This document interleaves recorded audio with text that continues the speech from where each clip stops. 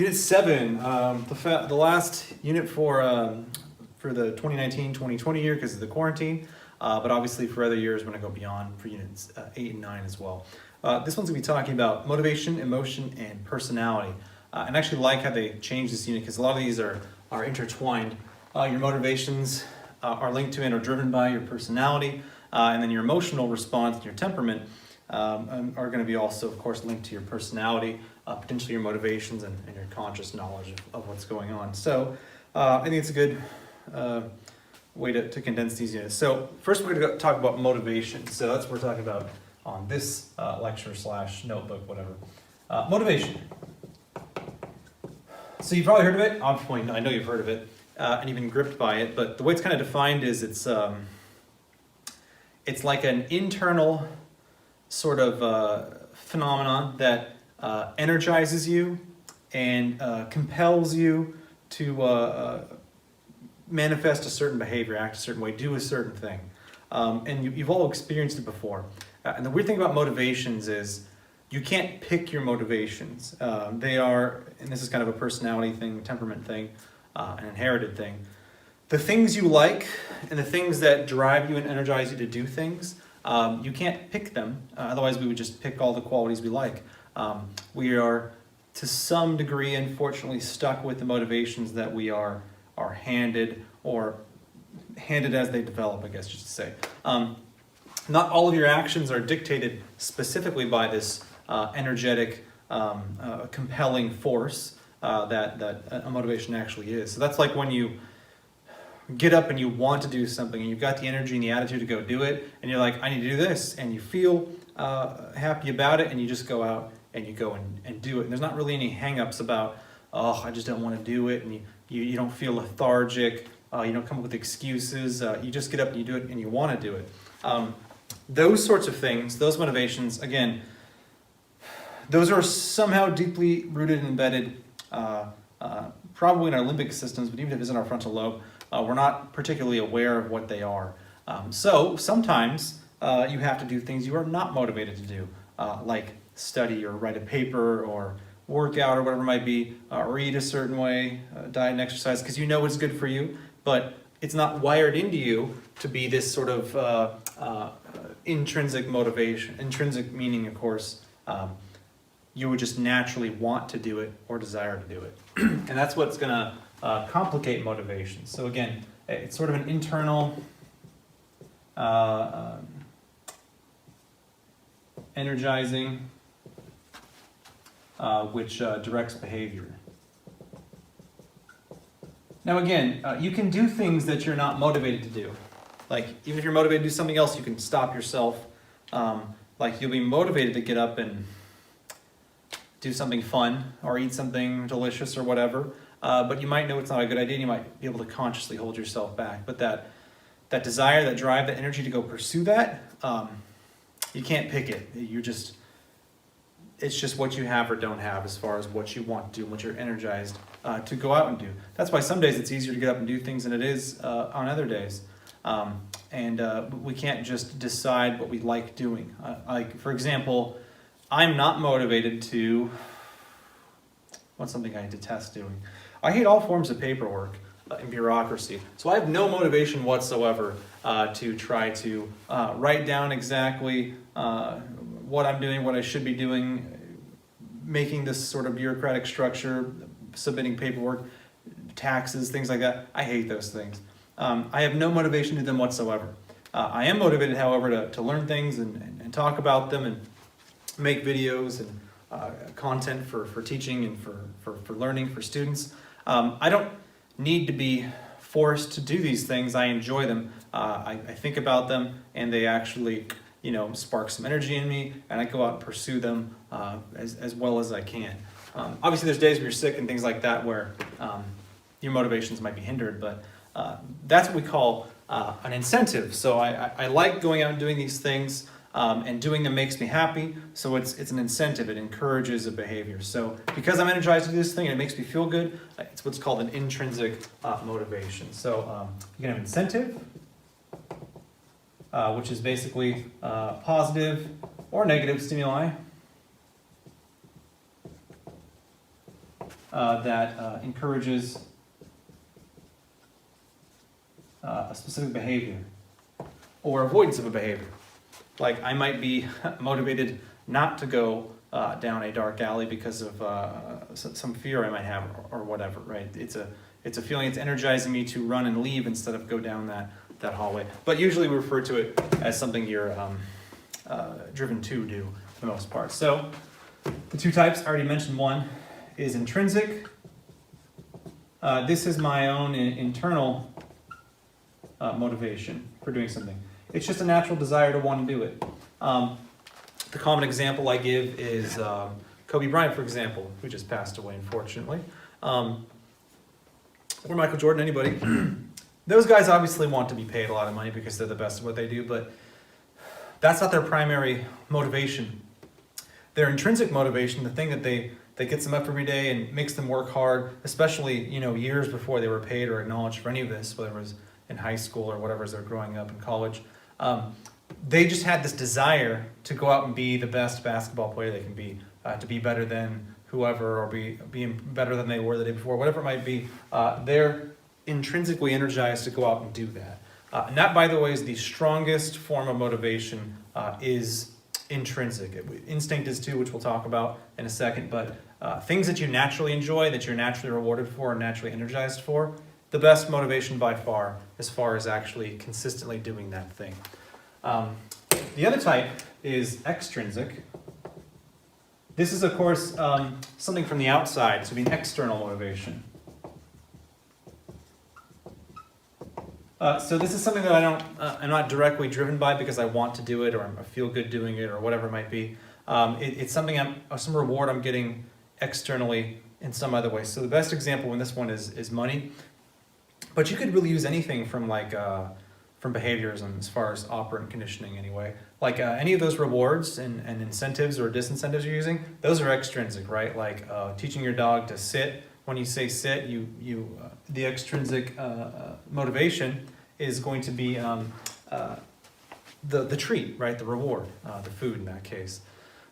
They're not driven to sit just because they naturally want to. They're driven because you'll reward them with something on the outside. Money would be a good example of encouraging somebody to do something. You could offer them money for it. They're probably not going to get particularly excited about it, depending on what it is, but you could motivate them to do something if you pay them. So that could work for even the basketball example.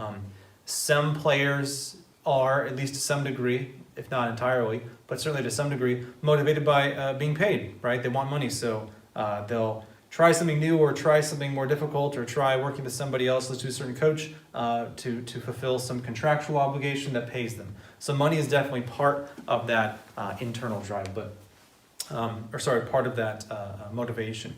But the internal drive is going to be the strongest. But extrinsic motivations work too. You can bribe or encourage people to do something or not do something with external rewards or punishments. But it's not as effective as if people naturally are motivated to do something.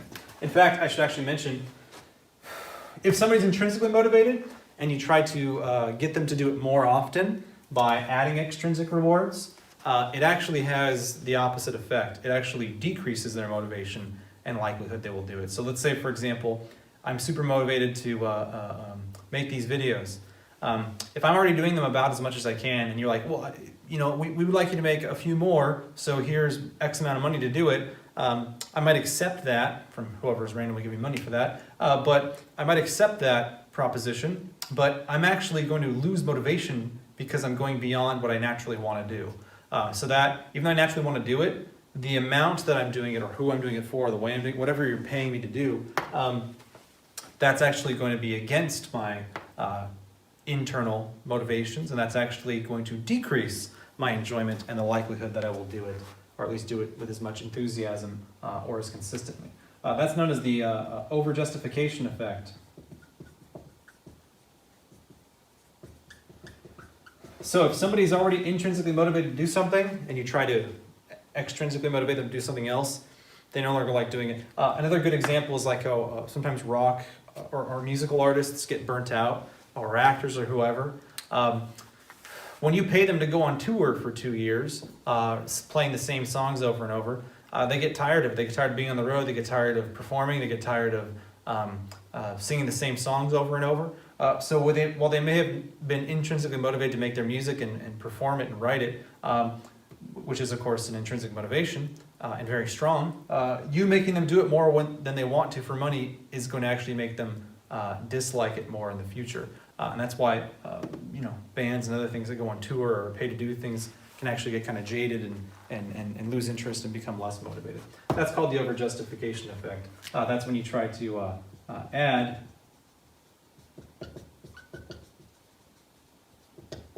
to enhance the behavior in some way or modify it. And that actually equals less motivation in the long run in most cases. But that's essentially how motivation works as far as incentives. There's another form of motivation that's perhaps stronger, certainly in animals because they're not aware of it. It's what's called an instinct. I should say non-human animals. An instinct is an unlearned behavior that is often rigid in a species. Unlearned behavior that is programmed rigidly in a species. When I say programmed, I mean kind of like computer program. I talk about your brain specifically. So an instinct is something you know how to do without anybody teaching you to do it. You're driven to do it, right? You're energized or motivated. Doing it likely makes you feel happy or whatever, some sort of positive emotion. And it's across the species. So even if let's take salmon, for example.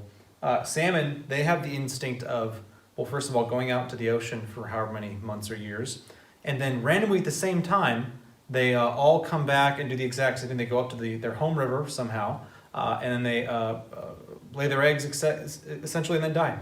And nobody necessarily needs to teach them to do that. You could separate the salmon so that they aren't as a group or they don't travel together. You could separate them, wouldn't matter. They all instinctively, at a particular time, are all motivated to go back to their home lake or whatever reservoir or whatever body of water they're from to lay their eggs. And again, it's not learned, and it's across the whole species. So what that tells us is they have some sort of circuitry wired in through the processes of evolution that this instinct somehow improved their reproductive success, and it was passed on to the point that that whole species now has that exact same set of circuits that are activated and motivate them and energize them to do a specific behavior. So humans have some. For example, we instinctively clasp our hands as infants when something comes into them. We instinctively will for feeding purposes anyway, root and latch. Sometimes kids might be developmentally behind as far as their coordination and muscle development goes. But for the most part, all humans, assuming that there was a normal set of circumstances for birth, have this instinct of rooting and sucking, obviously to save their own lives, to eat outside of the womb. Despite having not been taught that. They were sitting there in their mother's womb for their entire lives, for all the 9 or 10 months it was, fed by an umbilical cord, not rooting or sucking on anything outside of that or doing it at all. And then as soon as they come out of the womb, without even teaching them how to, they'll automatically, for the most part, know how to eat. Another example, this one's actually kind of my favorite. Squirrels. Squirrels, they are always hiding acorns and nuts and things like that. They do it constantly all year.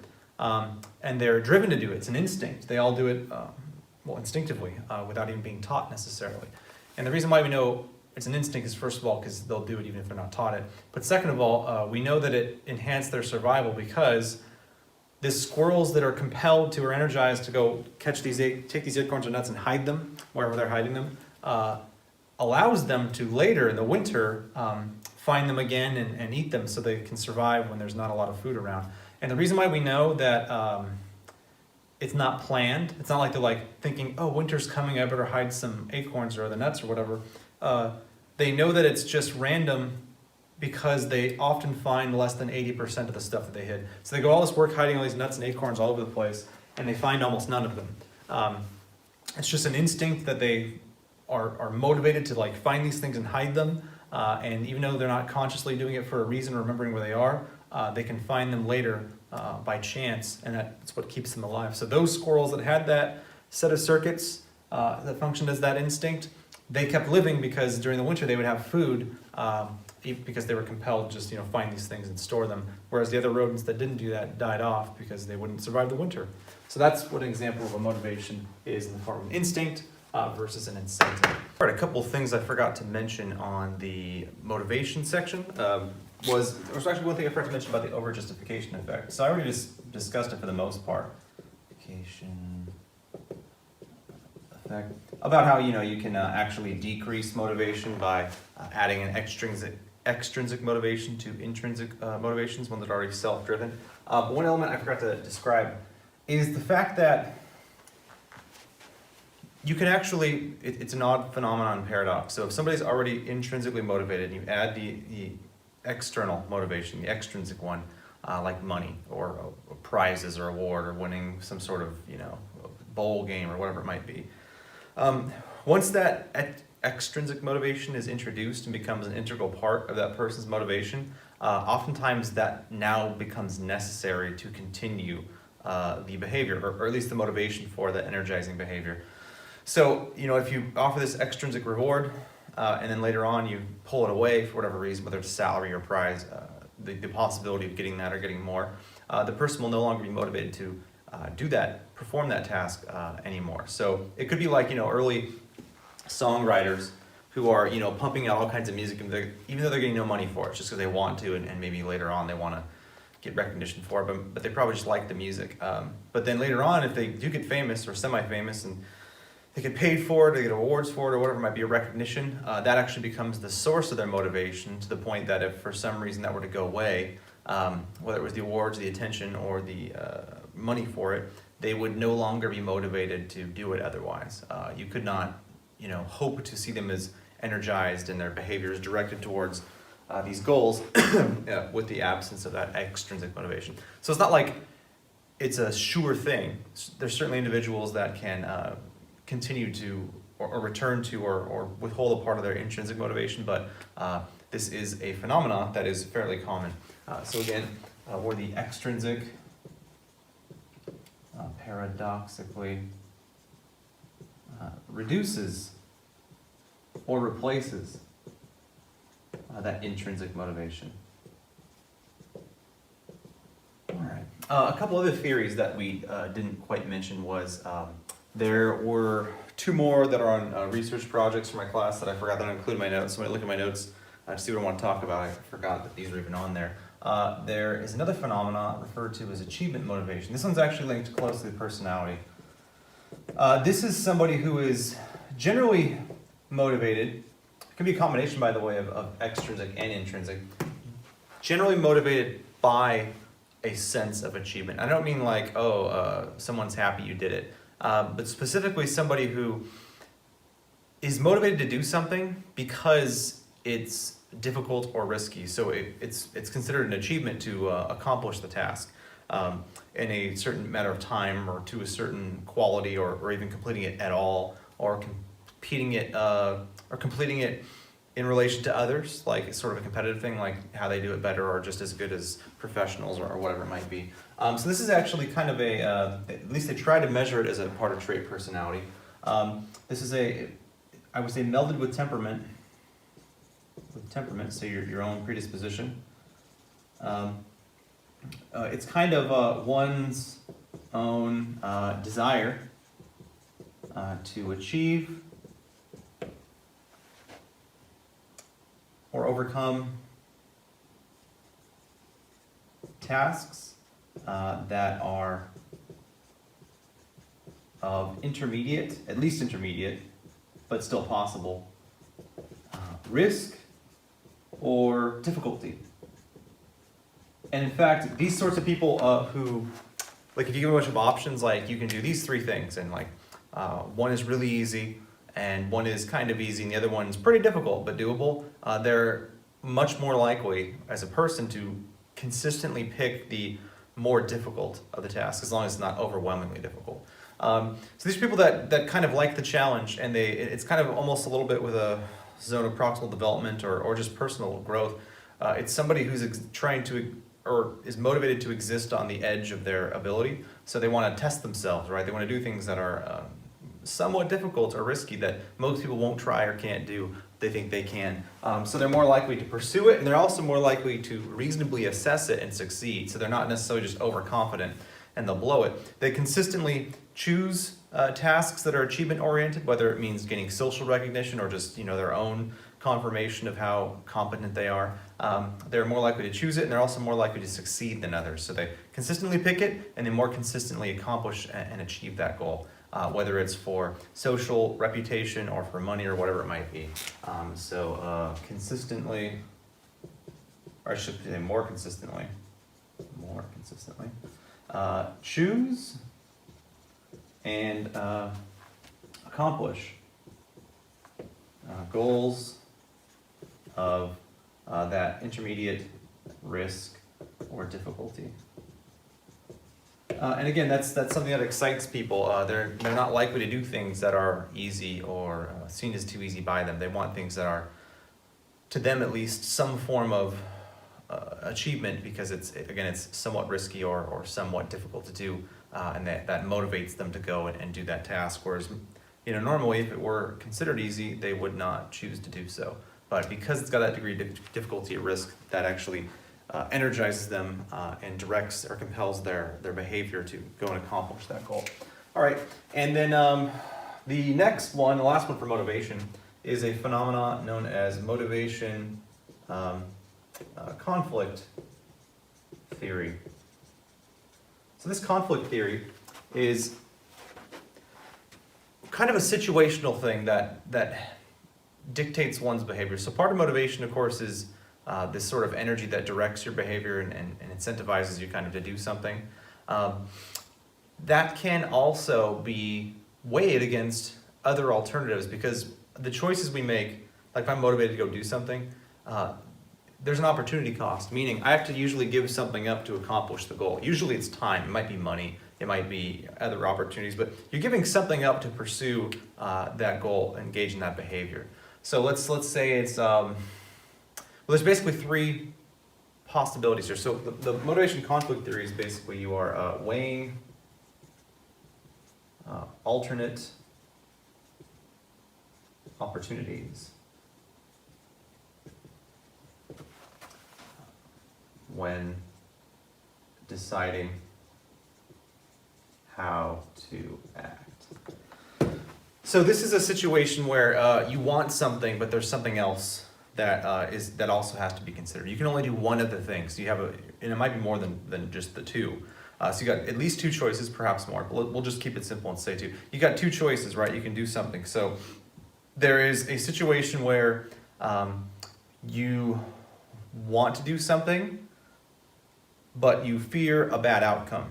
So it's kind of like a benefit and a con, or a pro and a con, a contra. So that would be referred to, I believe, as approach avoidance conflict. The approach, of course, being the positive, like, oh, I'm going to go do that thing because I want the positive outcome, or, oh, I'm going to avoid it because I don't want to be caught up in the negative outcome. So an example for this one could be, and this is a common one, a scenario where, it's common in that we often, of course, have to choose between something we want and then a potentially bad outcome, or at least something we have to endure that's bad. So this could be as simple as like going to the gym. So if you want to go to the gym, you know that there's a good outcome, right? The approach one, you want to go and become fit and have a better physique or be in better shape or perform better at your sport. There's a lot of pros to that. But there's also some contras. Number one, it's very time consuming.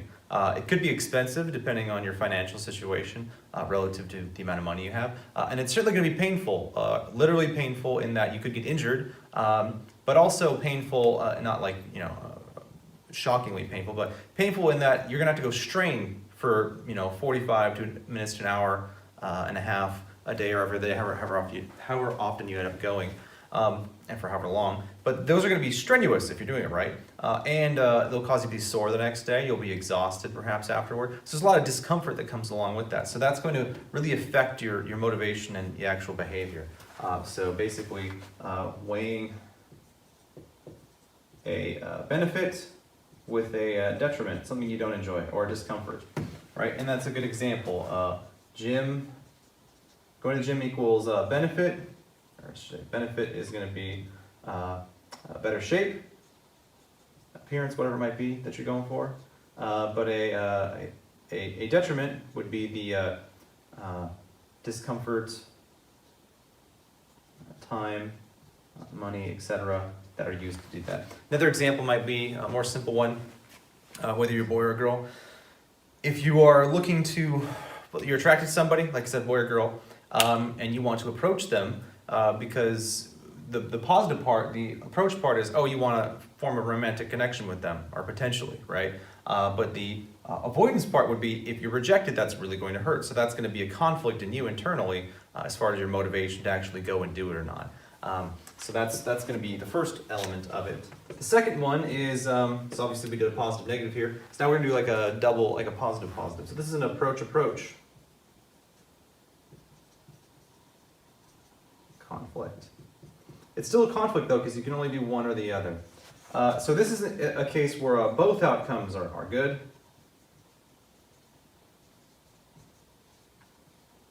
But you still have to choose which one you want. So this one's harder to think of for some reason. Okay, let's say you only have $10 and you're at In-N-Out or whatever, and you want two different meals that are both good to you. You're gonna be motivated to choose both, but you can only choose one. So you're gonna have to weigh which one you would rather pick. Essentially, that's the opportunity cost. So I haven't been there so long, I forgot what all the orders are. But let's just say I know $10 would buy you more than this, but so let's reduce it to $5. You only got $5, and you can either get a double, which is delicious to you. It is to me, my mouth just watered. Or you get animal style fries, preferably with no grilled onions if you're me. But hey, you can have them if you like the grilled onions. But you can't get both, right? So it's going to depend on which one you're more motivated to eat, and that can be difficult. In fact, these conflicts are much more difficult the more equal the two outcomes are.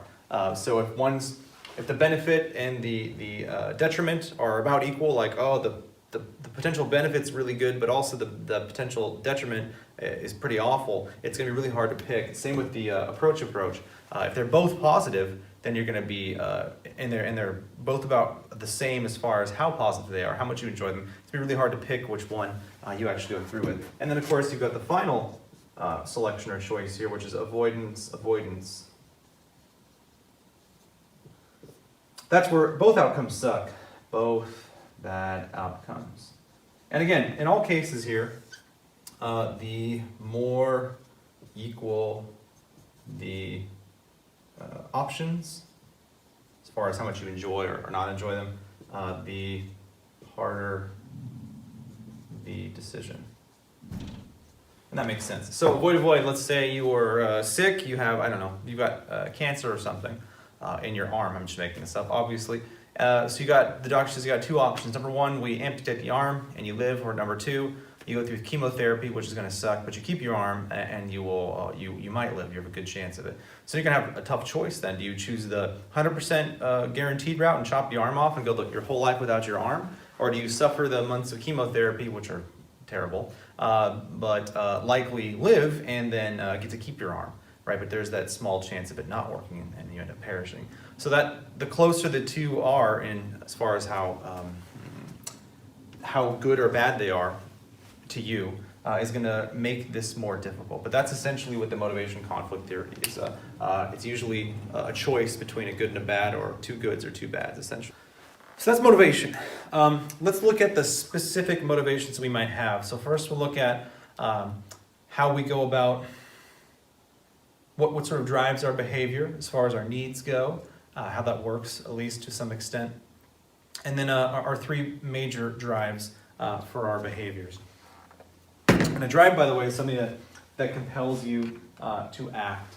And it's slightly different than motivation, but it's definitely in the same realm. or categories. So first, let's talk about human need here, which is what we refer to as sort of defines our existence. It's what you call homeostasis. So same existence or internal existence. Basically, what that's going to mean is an internal, I should say, a steady internal state. You're like, what the hell does that mean?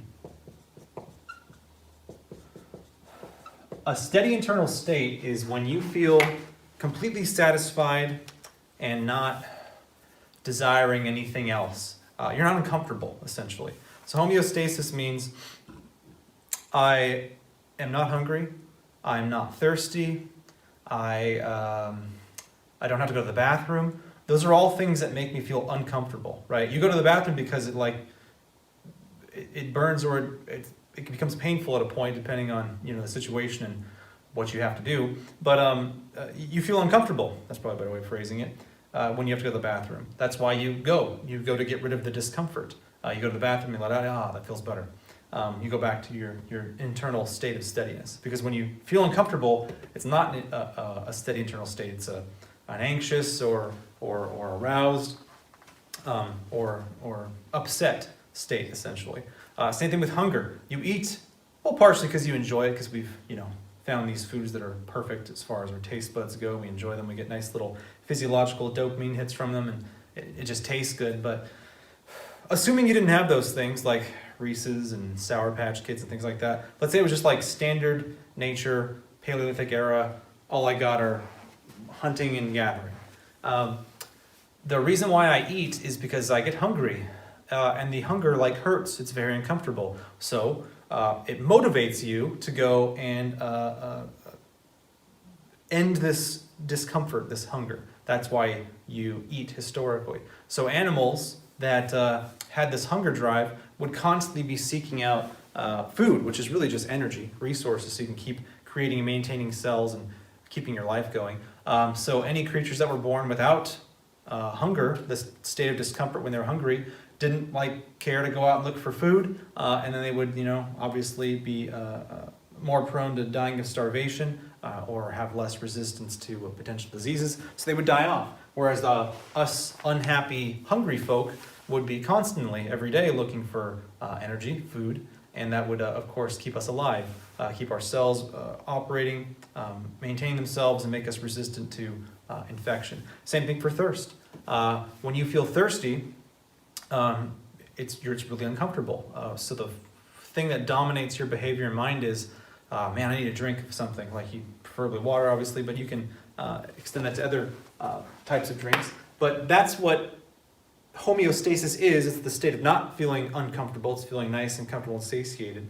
But if that's ever upset, you have to go to the bathroom, or you're hungry, or you're thirsty, any sort of discomfort that you experience, it's going to drive you or motivate you to fulfill that need, that thing that you require, to expel the toxins from your body by going to the bathroom, or to take in water so you can hydrate and your body can break down the ATP and function. Its cells can pass on energy between each other. And then, of course, the food too, so you can have the energy and building materials to create and maintain cells. You need those three things. Those are needs, all right? So needs. Here's some of them. You need to eat. You need food. You need to drink water. We'll just put drink because it doesn't have to be water necessarily, but, well, it does need to be water. Even if you're drinking other things, the thing you need is the H2O, because that's part of your use of energy as far as ATP goes. So eat, so we'll put food. You need calories. There we go. Energy in the form of food. You also need water. You also need several other things. You need to go to the bathroom to expel debris or toxins from your body. You need to reproduce. Reproduce. Okay, you need, at least as a human, you need social interaction. You need to breathe. You need oxygen. So I should put oxygen, but not too much. Those are all things you need. If without them, you will die or suffer immensely and then die. Those aren't all of them, but those are some. So whenever your body or mind is lacking these things, whether it's potential offspring in the future, or it's having friends and connections around you, or it's literally just like physiologically, the oxygen you need to breathe, and the water you need to break down energy along with the oxygen, and the energy you need to build and move your cells in your body, and the need to expel the debris and toxins that you've acquired as cells have broken down, you've consumed things. If you don't do these things, you'll die. Well, you go crazy and die, or you'll just die. So the reason why we fulfill these is not all animals are aware they need these things, right? You can't ask a dog what it needs. It doesn't know. All it knows is it feels uncomfortable when it's hungry or thirsty. So what does it do? It goes to get rid of that discomfort by drinking or eating or whatever. All right, and obviously dogs are one of the smarter animals, but you can go down as unintelligent as you want, down to lizards and things like that. They are motivated to fulfill these needs, not because they're aware of them. They don't like think about, oh wow, future me is gonna die if I don't feed myself now. They don't know. They just wait around, and when they start feeling hungry, it sucks, so they go around and look for food to make themselves not feel hungry. So these needs are fulfilled not by our conscious brains, obviously as humans we can, but evolutionarily, as we evolved as a species and other animals exist, we're not consciously aware of those things. We are motivated to eat or drink or go to the bathroom or whatever because of our drives. And the drives basically are, it's a form of motivation. It definitely energizes you to carry out a certain behavior. But these are, it's energized to fulfill a need. Basically, that's what a drive is. So you're like, well, what's an example? All right, well, if I need energy and food, and let's say I'm not a human and I don't know that I need that, I would die if I didn't eat food. So what makes me want to eat food? The discomfort of hunger. So the drive to fulfill my energy needs, the drive is actually going to be hunger. That's going to energize and motivate me to fulfill one of these needs. So I'm hungry, so I'll go out and find food. Right, if I'm a hyena or a lion, I go out to kill or find something and eat something that was killed. If I'm a giraffe, I go try to eat leaves off of what are those trees are called, and all those things. Like that's what drives animals, including us, to eat what we eat because we feel hungry and it's uncomfortable. Same thing goes for drinking. We need to drink water to be able to survive, to break down energy. And use it for our own existence, maintenance of our cells, etc. So animals don't know, they can't plan ahead for the most part, most animals can't, and think, oh, I need water or I'm gonna die. They don't know that, they just know they feel thirsty, and then they have to go out and find water, right? That actually generally tends to keep them around sources of water, but nonetheless, the thing that makes you feel uncomfortable and want to drink like I want to do right now, in fact I will, that's thirst. That's my drive. For fulfilling this need, thirst. You can do this for all of them. We'll just do a couple more. To expel the debris, that's when you get the discomfort. To fulfill this need of ridding yourself of debris and toxins. So that's the sensation of having a discomfort of a full bladder. Or bowels or rectum or whatever it might be. Whichever one you're going to end up doing. So they all have examples. You can type the drive for oxygen. Try holding your breath. It's not very comfortable, right? You have this intense feeling of discomfort and dread when you lack oxygen.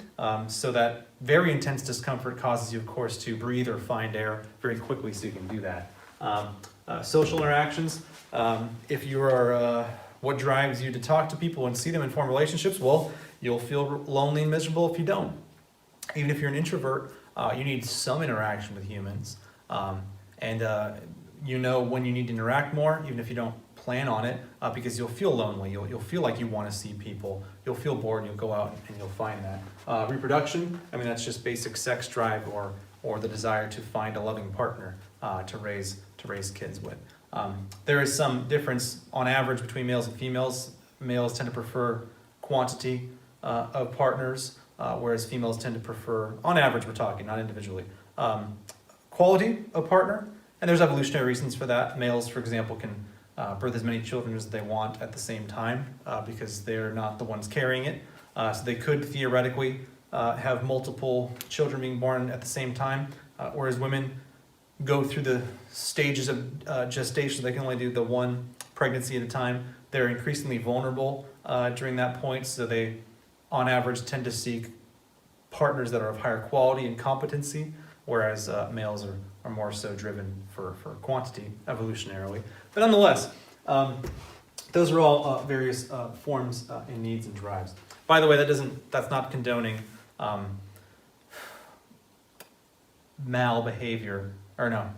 damaging behaviors relationally by males just because they're more evolutionary promiscuous on average. That doesn't justify things that they do or don't do that violate relationships. We'll just say relationships. Okay, so I was going to say spouses, but it doesn't even need to be spouses. Anyways, so that's homeostasis, and that's our what has kept us alive, actually, these drives, this discomfort that cause us or energize or compel us to fulfill needs that we literally actually need to survive. So let's go over some specific drives to kind of conclude. We'll go over three. We'll go over, what are the ones they want us to go over? Hunger, social drive, and sex drive. I think that's the three that they highlight in Unit 7. So let's do hunger first. There are actually several factors here. First let's go over drive theories before I go over the specific drives. Drive theories. So there's two, and actually I've described both of them to you indirectly, but I've defined them. One is known as arousal theory, and the other is known as drive reduction theory. I already explained this one to you. Drive reduction theory is basically when homeostasis is not being maintained, like you're running low on water or air or food or whatever, you're not having, you don't have enough social contact, you'll get a state of discomfort, a disrupted internal state. You'll be hungry, thirsty, etc. So because it's uncomfortable, what are you motivated to do? You're of course motivated or driven to get rid of that discomfort and fulfill a need. So drive reduction theory, behavior is motivated or driven by desire to maintain homeostasis, specifically to avoid discomfort. Right? And you know what that feels like. Hungry, thirsty, gotta go to the bathroom, etc., lonely. Those are all uncomfortable. That's discomfort. And that's going to drive you or motivate you to fulfill that need, even if you don't know it, right? And that's why animals can fulfill those needs without planning or knowing why they need them. They just feel uncomfortable, and they know that they can feel comfortable or go back to their homeostasis state by eating or drinking or whatever it might be.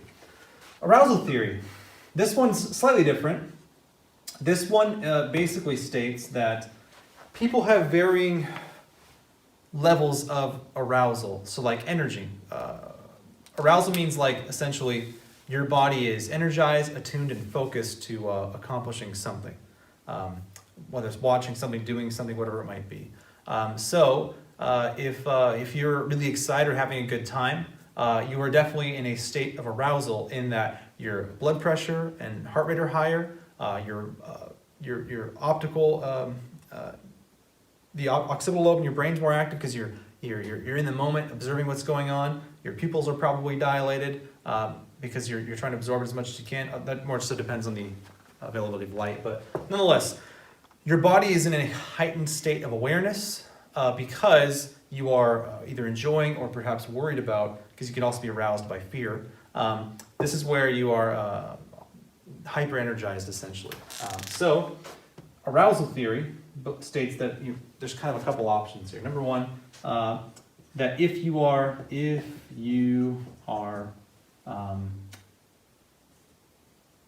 not meeting your homeostatic state of arousal, you will feel bored. So those moments when you or somebody you know is like, let's go do something. Let's go watch a movie. Let's go to a park. Let's go to the beach, whatever it might be. because they're bored. That's a good example of arousal theory where somebody has reached the point where they're under-aroused, like they feel too lazy or lethargic, they get bored. So what do? Their body motivates them to go do something. So they think of an idea that it pops in their head, like, that sounds fun. They become aroused and they go and pursue that interest or whatever it might be. All right. And there's also the opposite too. There's people that can be overly aroused. So if you exceed your homeostatic, and again, when I'm saying homeostatic here, I mean internally feeling steady, right? So you're happy with the way things are. So like according to arousal theory, if I'm in a state of homeostasis, I'm good. Like I don't need to go do something. I don't need to avoid something. I'm enjoying what I'm doing. It's perfect. It's fine. I'm good. The two I'm explaining here is one where I'm lacking arousal, and so I feel bored. So then I try to go out and do something to make myself feel more aroused and maintain that content homeostasis. You can also have the reverse too, where if you exceed your homeostatic state of arousal, so you're over-aroused, like you're actually exhausted by the event, whether it's a social event or it's rock. Like let's say you went rock climbing or skydiving and it freaked you out, and so now you feel like exhausted and you feel like you can't even be anxious anymore because you're just so drained by going out and going to the EDM festival or whatever it might be that you went out to because you thought it'd be fun, and now you're tired and you're exhausted, you're overstimulated, your arousal state has exceeded your homeostasis. So when you are over that state of arousal, you of course do the opposite of going out and seeking things. You not regress, but you sort of, not even isolate, I can't think of the word. You pull back, basically, you relax. So if you exceed that, you are motivated to rest or relax, right? So that's where you're like, okay, I've had enough at this festival. Let's go home. I've done enough talking. I've done enough teaching or learning. You're overly aroused or overly stimulated by what you've done. You're exhausted. You're burnt out on it. Then, of course, you pull back and you relax and let go. So this arousal theory, of course, that's the two extremes. Once you've gone beyond the state of arousal, whether you've exceeded it or you've gone below it, rather, exceeded or gone below, then that's going to dictate what you do or don't do. The caveat to this is there's no knowing what that state is for each person. So, for example, somebody who has a really, really high level of arousal that's optimal for them, so they feel like they're at homeostasis when they're really aroused, they're going to want to do stuff all the time. They can get bored quick. So that's someone who's constantly going on adventures or to different restaurants or doing different things, or has to those guys that do rock climbing, cliff climbing with no rope, they are way up there for their level of arousal that's optimal, because that's way beyond most of us what we'd want to do. We'd be like, whoa, that's dangerous. No, thanks, I'm good.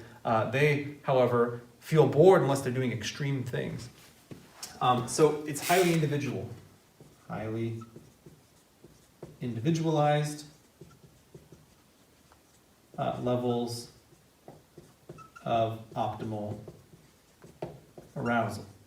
Right? So those people that stay home a lot, they don't really have a high state of arousal that's optimal for them. That their homeostasis is much lower than somebody who is constantly wanting to go and do something. So extroverts, for the most part, tend to be more on the higher level here. So they are really sensitive to positive emotion. They constantly seek it out.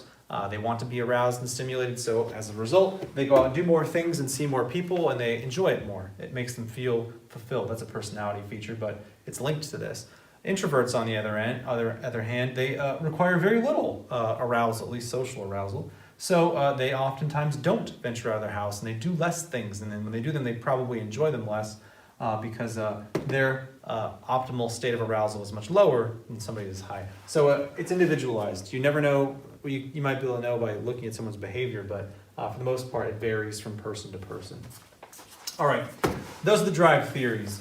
Now let's quickly go over the 3 primary drives. First is hunger. There are several different ways to look at this. So hunger drive obviously is what drives us to eat. You feel hungry and you eat, but it's not purely just hunger. So we all understand that we eat because we need the food and we feel hungry, we want to get rid of that discomfort. But there's some variables here. So first of all, there's a biological variable, and this has to do with somebody's homeostasis regarding how much food they want to eat, how much food that they're driven to eat. Biologically, we are influenced by the production of a chemical or hormone called ghrelin from the lower intestine. That's what travels up to your hypothalamus in your brain and makes you feel hungry or not. And they know this works because they've tested it. They can add the ghrelin synthetically to make people feel hungry. They can also, they're doing this with rats, if you apply lesions to the hypothalamus, it will either make them extremely hungry all the time, or it will make them not hungry at all, not interested in food at all. So there are some very specific biological functions that dictate somebody's hunger.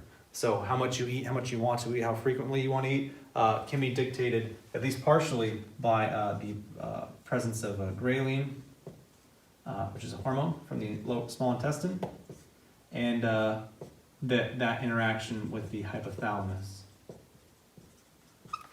which is part of the endocrine system to some extent.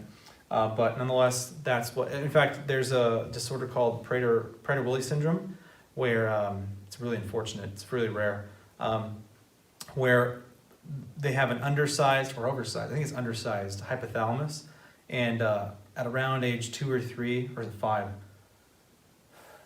somewhere between ages 3 and 5, the malformation in their hypothalamus causes them to be constantly hungry all the time. Doesn't matter how much they eat, they will never not feel hungry. If their stomach's technically full, they'll still feel hungry. And they, of course, have some severe eating disorders and weight issues as they age. So that's really unfortunate. Physiologically, so neurochemically, what your brain desires and needs physiologically. It's also driven by our dopamine reward centers. Dopamine reward centers. Specifically, high calorie density food. So high calorie density means it's a very small amount of food, but it's got a lot of calories in it, right? So for example, I could take an apple, which is roughly like 80 calories or something like that, and it's, it's like a baseball size. But if I take a Reese's peanut butter cup, which is probably a tenth of this size, maybe even less, it's actually got 120 calories. So there's actually more energy in a Reese's cup because it's smaller. It's higher in what's called calorie density. We tend to like calorie dense foods because, according to evolutionary psychology, of course, if we like and find food sources that have higher calorie densities, that's likely to keep us alive, and it promotes the reproduction of and continuation of our species. So the fact that we like foods that are sugary or potentially salty or high in fat content and sugar, carbohydrates, and protein for like meat and muscle tissue. The reason why we like those is, well, first of all, we need them. So us liking them tasting good to us, gives us that reward center, gives us that boost. Oh my gosh, that feels great. And that's kept us alive because we pursue those foods that help keep us alive. But nowadays, since we don't have a shortage of food, and we can go get cheap food very quickly, and we've figured out how to activate our reward centers for food, they've literally engineered these pieces of food that are perfect as far as making you feel really satisfied by eating them, even if you're not hungry, like candy and all kinds of sweets and meats and all kinds of things that they make.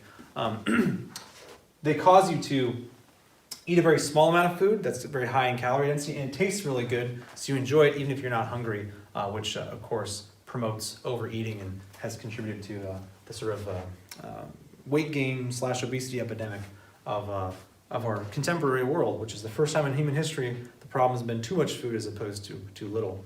All right, there's also some social influences too. So, and this is another evolutionary psychology phenomenon or factor. They think we tend to eat more in groups, so that promotes us getting into groups, and when we're in groups, we eat more, so that's better for our overall health and survival. We are what you call social eaters. And think about it, you know this, every time you go out to meet with somebody socially, guaranteed it's going to center around, at least at one point, food. In fact, if you're going to meet and there's no food involved, people are going to leave pretty quickly.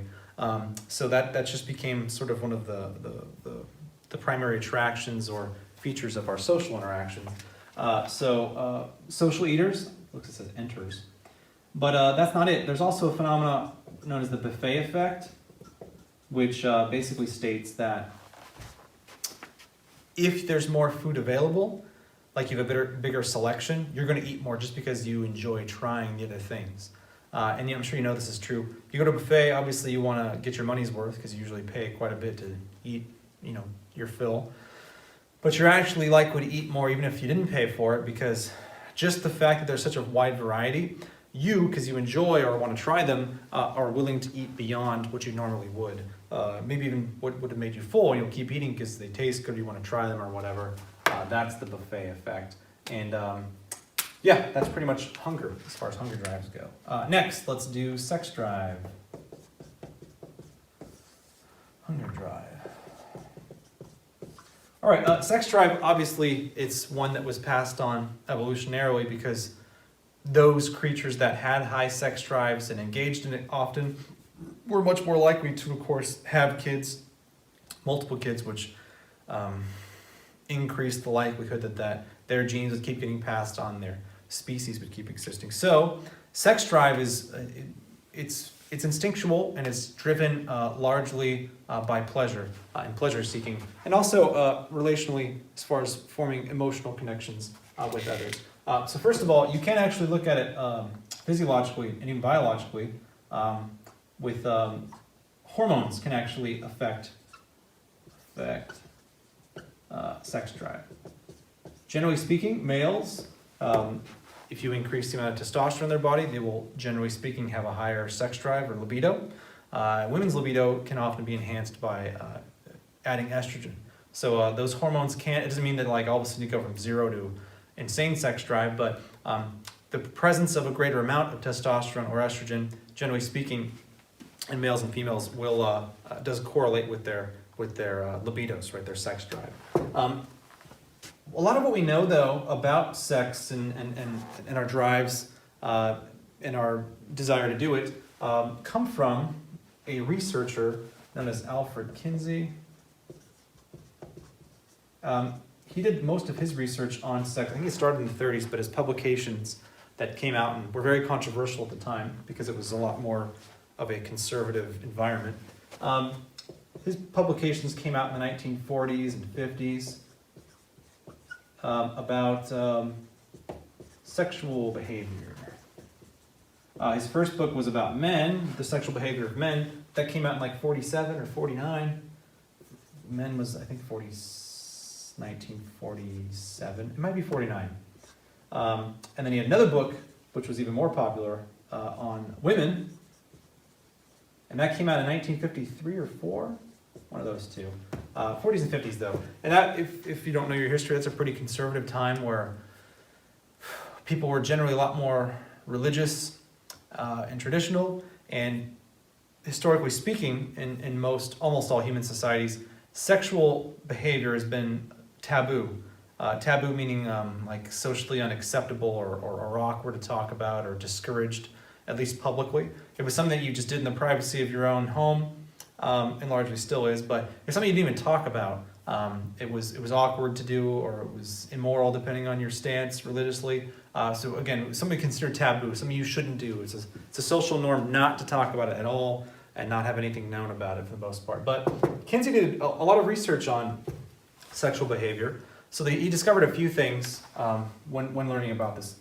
First of all, we know that males and females, because this wasn't known so much about females before, are driven by, this sex drive is driven by another reward, pleasure-seeking center. So he kind of coined the term and defined the sexual response cycle. And there's 4 stages to that I'm having trouble remembering off the top of my head. The first stage is excitement. Then it's plateau. Then it's, which means like, capped out, maximized almost. Like the excitement is your increasing excitement. I mean, physiologically, like heart rate goes up, blood pressure goes up. The genitalia become more aroused, increasing their surface area for males and females. Obviously they have different variations of that, but becoming sexually aroused, you get up to a point where you kind of like maximize your sexual arousal.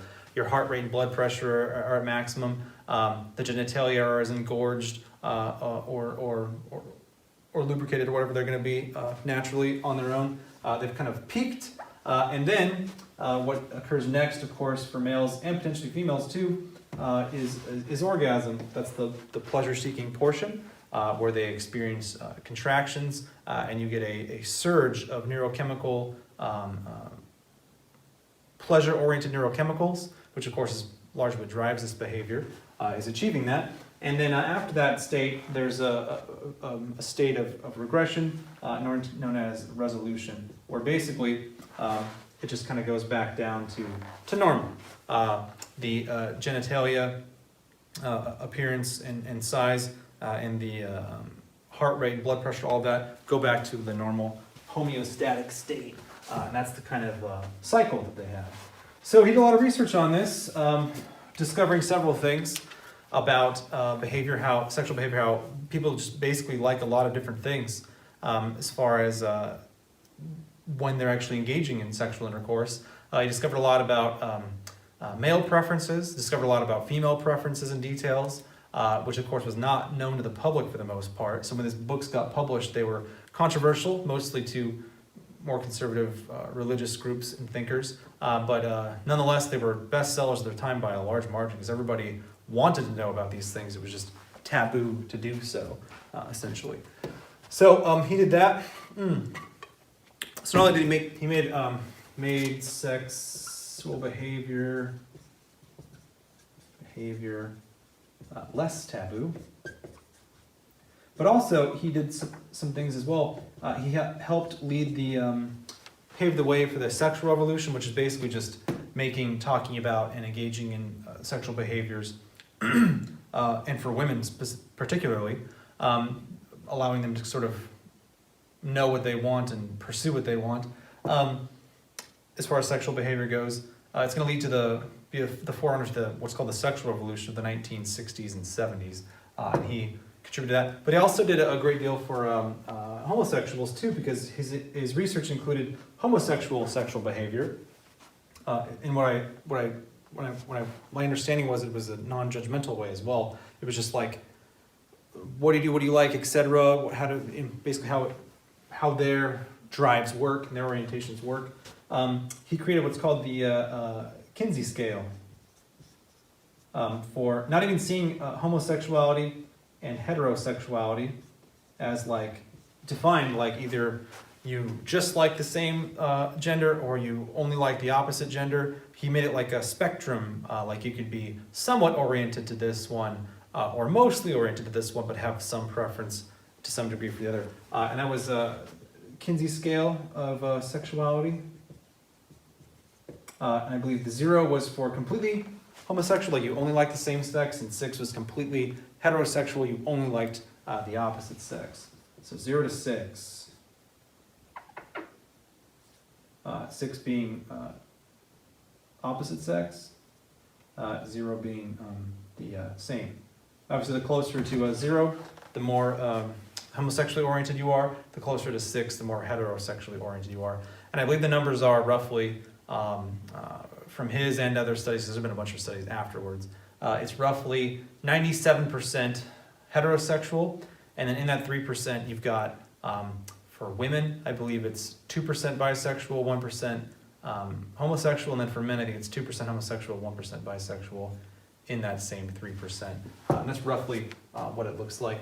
But if you look at it like this, like a spectrum, you can have some people, even the 97%, that might lean a little bit more towards a lower number than a complete whole 6. So that's essentially sex drive and Alfred Kinsey's contributions to that as far as assessing it psychologically and physiologically. And also, too, he helped, of course, consolidate the findings about men preferring quantity and women preferring quality on average. Give explanations for that, but again, that's he or anybody else has written about it. It's not like a condoning of male behavior that might be more promiscuous. It's just an explanation for why the drive might be higher. All right, lastly, social drives. We're actually social creatures, so we require some degree of social interaction and arousal. And again, it does vary. Talk about arousal theory. You have different optimal levels of social arousal. Some people require higher amounts. They're more extroverted, so they need to have more people around, talk to and interact with more people. More people that are on the low extroversion scale, as far as personality goes, or what you consider introverts, they are lower on that arousal scale, so they are, of course, going to require and pursue less social interaction.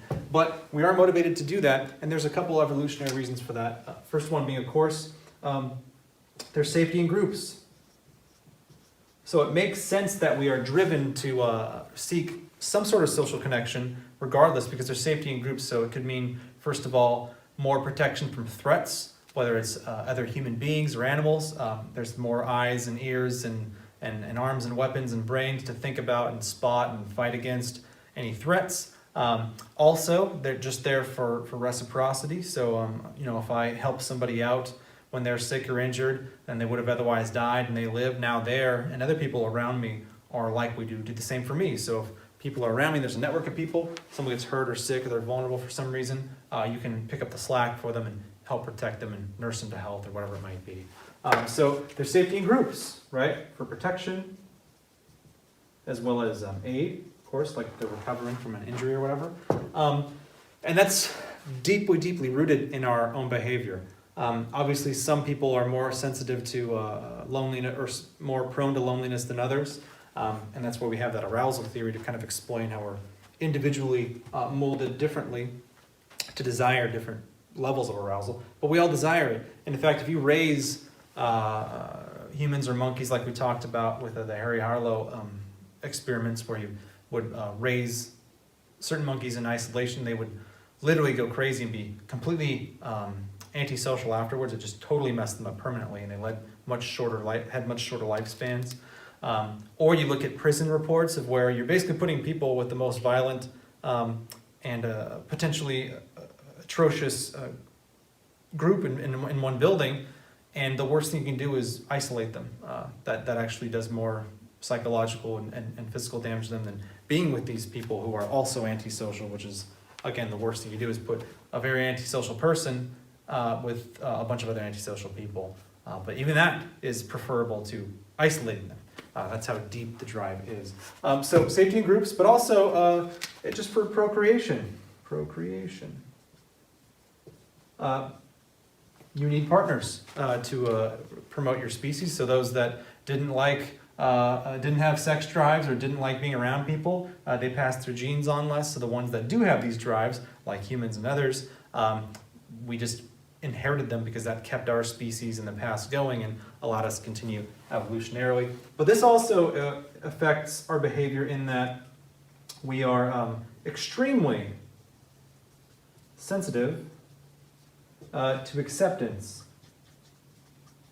In fact, there's a humanist, which we'll talk about later, Abraham Maslow. He has a whole theory on this called the hierarchy of needs.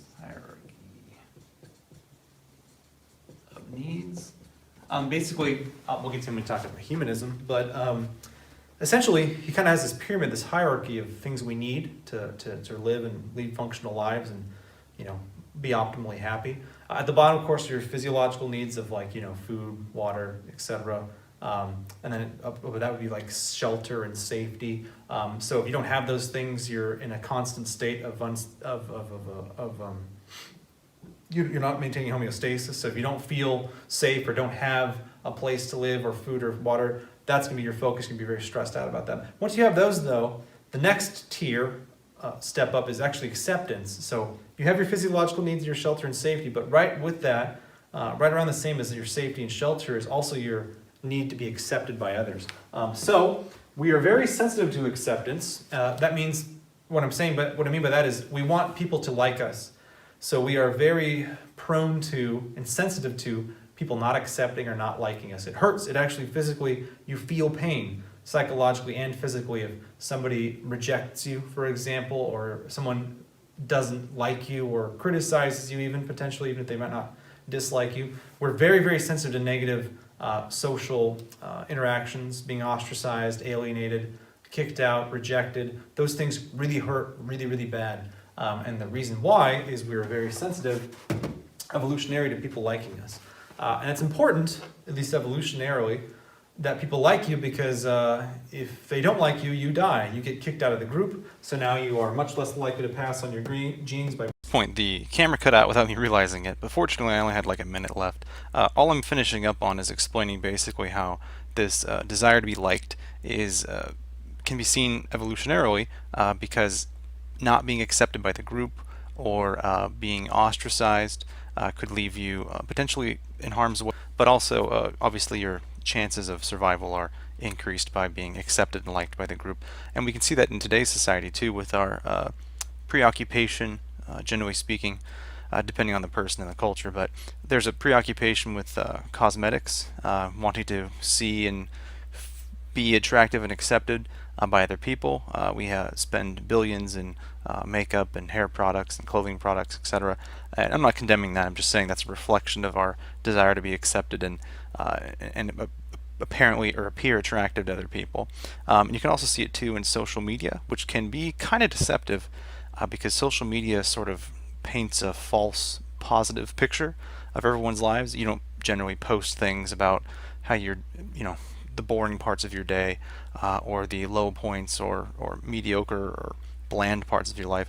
Generally, people post things that are seen as incredibly positive, like a cool trip or a day that they thought that they looked really nice or whatever, they felt really nice, and then they're trying to catalog some cool event or something about their life that they want to share, and then people that are looking on kind of have this image of everyone's lives are awesome and they're perfect and happy, when in actuality that's only a small portion of their life, but it can sort of mislead you into thinking that people are much happier or successful, and then make yourself feel less confident or happy about your situation.